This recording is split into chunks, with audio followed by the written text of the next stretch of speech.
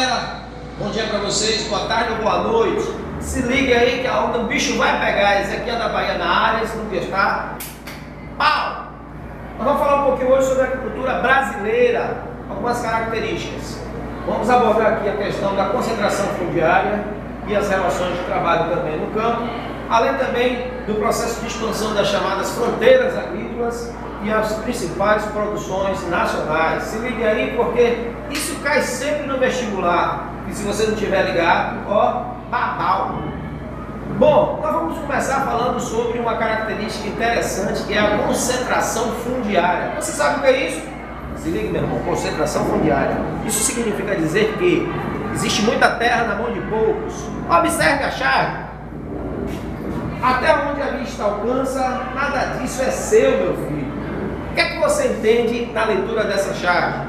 Existe uma grande concentração de terra na mão de poucos. A maioria dos trabalhadores que trabalham na agricultura ou no setor agrícola não são donos das suas terras. Como explicar isso? Na verdade, isso tem a ver com o nosso passado colonial. As primeiras formas de ocupação do território brasileiro se deu exatamente na concentração de terra na mão de poucos. Vocês conhecem isso?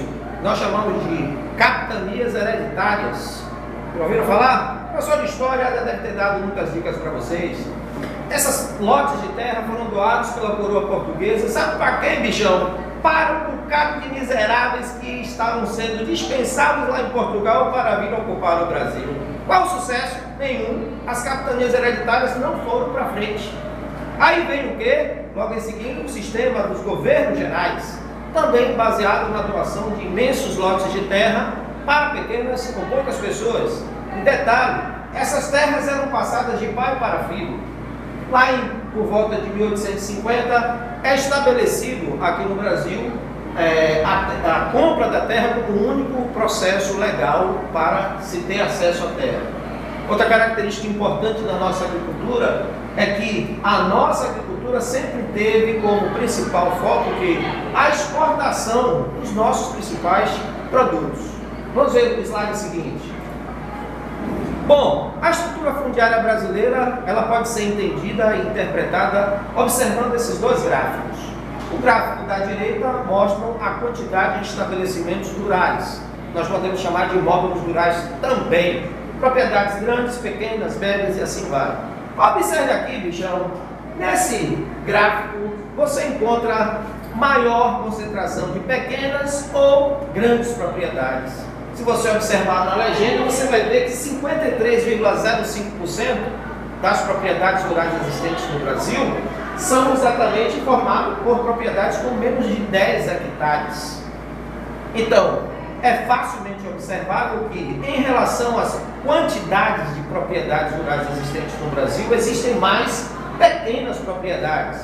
Detalhe, essas pequenas propriedades, que são maioria em número, ocupam quantos por cento do território nacional? 3,1%. Então significa dizer que a maior parte das terras agriculturáveis e férteis no Brasil são ocupadas pelos grandes agricultores. A menor parte é que é ocupada pelas pequenas propriedades. Vamos lá. Isso, é claro, acaba gerando os movimentos sociais no campo. O desejo pela reforma agrária, o desejo pela melhor distribuição de terra. E olha, deixa eu dizer uma coisa para vocês. Isso é questão certa no vestibular e também no Enem. Vamos lá. A luta pela posse da terra tem o seu grande impulso quando, nos anos 80, criação da lei do Estatuto da Terra, né? Essa lei estabelecia que toda a terra aqui no Brasil tinha que ter função social. Então aquilo que não tinha função social deveria ser desapropriada, tirada da mão de quem estava, para que pudesse acontecer a chamada reforma agrária.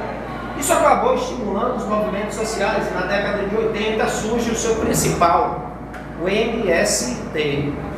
Olha, não conte para ninguém não, eu sou militante do MST. Sabe por quê, miséria? Presta atenção.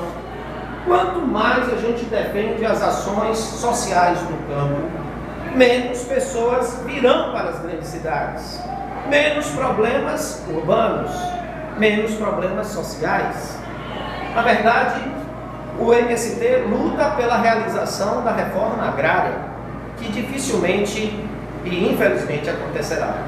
Porque, bichão, veio de novo, essas terras estão nas mãos de pessoas que são herdadas de pai para filhos.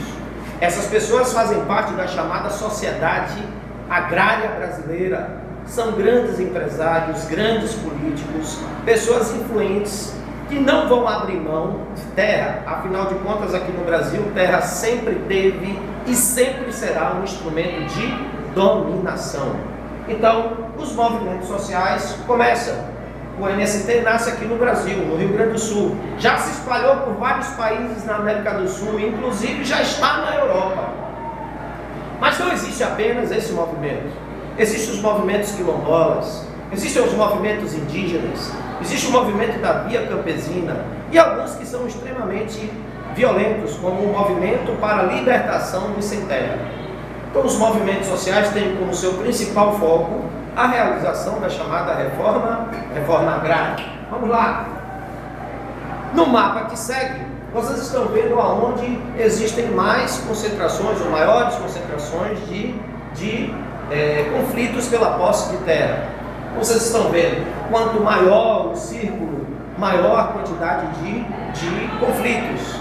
Então vocês podem ver, por exemplo, aqui no sul da Bahia, olha aqui, grandes áreas de disputa, diretamente relacionadas a quem? Aos movimentos indígenas.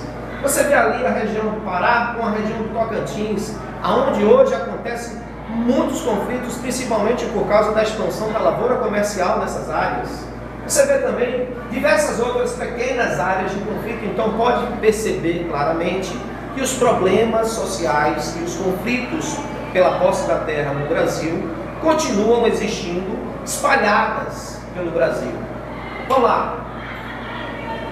Aí nós vamos encontrar uma relação de trabalho.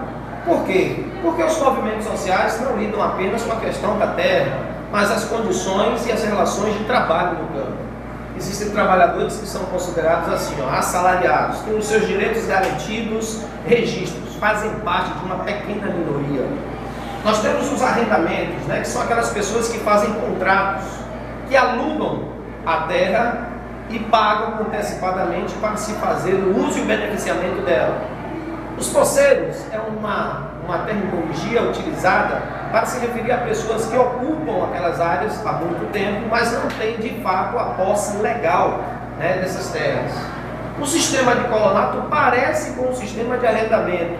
A mudança é que no sistema de colonato se paga com a produção, não se faz o pagamento antecipado sobre a área que vai ser ocupada ou alugada.